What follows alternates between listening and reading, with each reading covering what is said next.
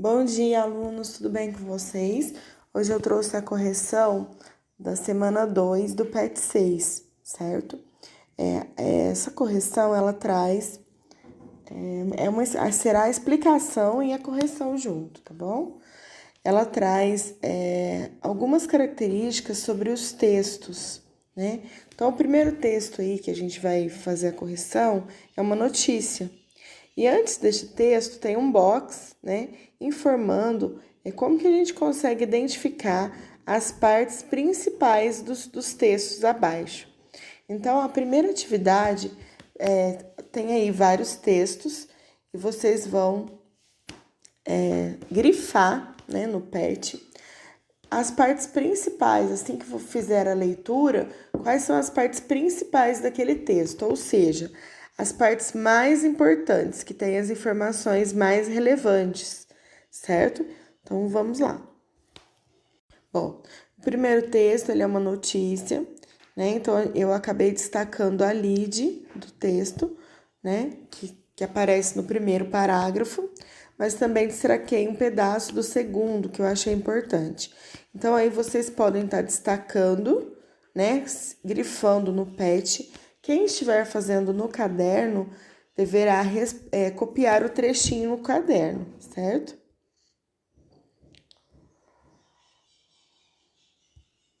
Bom, esse é o texto 2 e essas foram as partes que eu achei mais importante.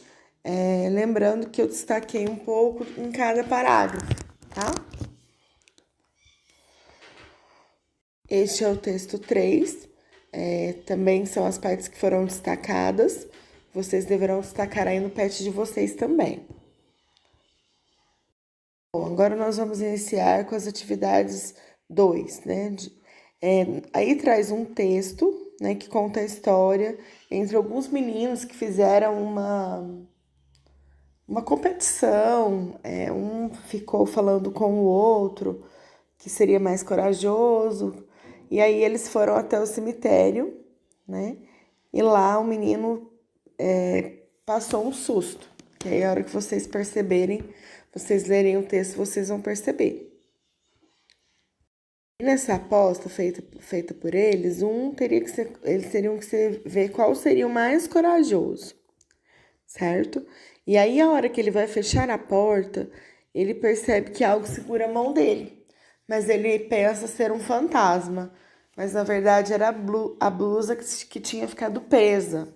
Mas aí depois, no final do texto, aparece um velhinho, né, que abriu esse portão e mandou os meninos irem embora, né? E aí a gente deduz, né, que esse velhinho seja um fantasma. Não fica explícito, mas a gente faz essa dedução.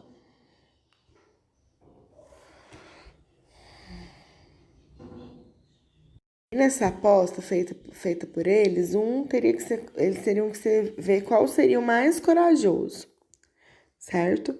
E aí, a hora que ele vai fechar a porta, ele percebe que algo segura a mão dele, mas ele pensa ser um fantasma, mas na verdade era a blusa que tinha ficado presa. Mas aí depois, no final do texto, aparece um velhinho, né, que abriu esse portão e mandou os meninos irem embora, né? E aí a gente deduz, né, que esse velhinho seja um fantasma. Não fica explícito, mas a gente faz essa dedução.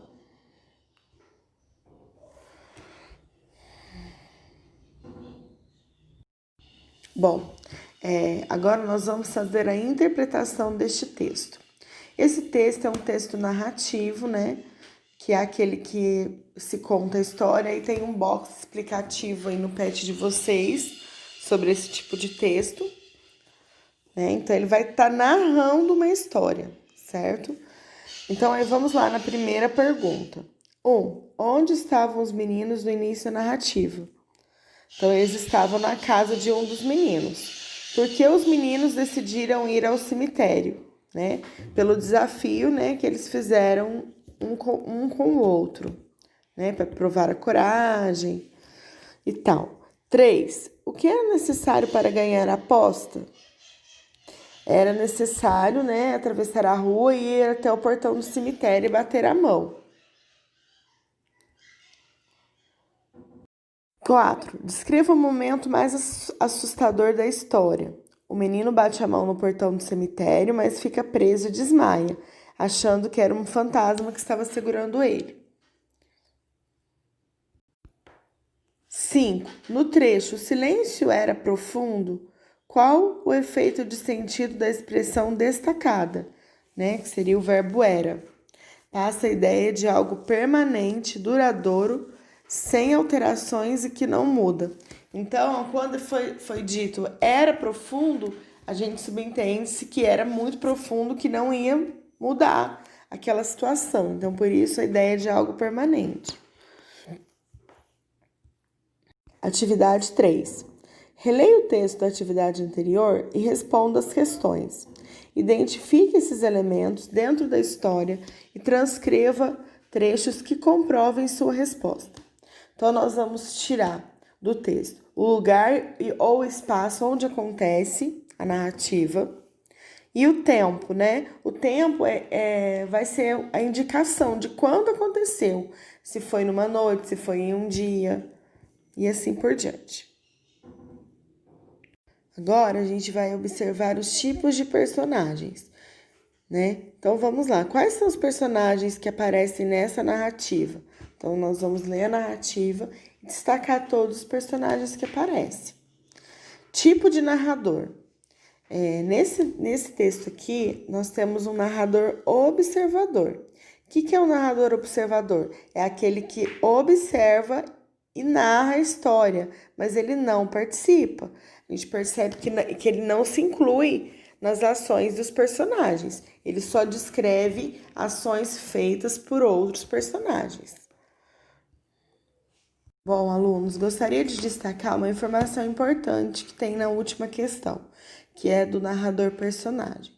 Então, se a gente for observar os verbos da narrativa, do texto narrativo, a gente vai perceber que os verbos estão em terceira pessoa, ou seja, os verbos estão concordando com ele ou eles, né, que seriam os meninos no caso.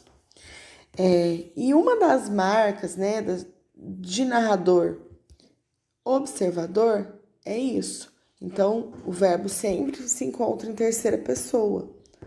Certo? Lembrando que o narrador observador é aquele que não participa da história, ele apenas observa e faz a narrativa. Bom, essas foram as atividades da semana 2 do PET 6. Espero que todos façam e me enviem, tá certo? Tenham um bom dia e fiquem com Deus.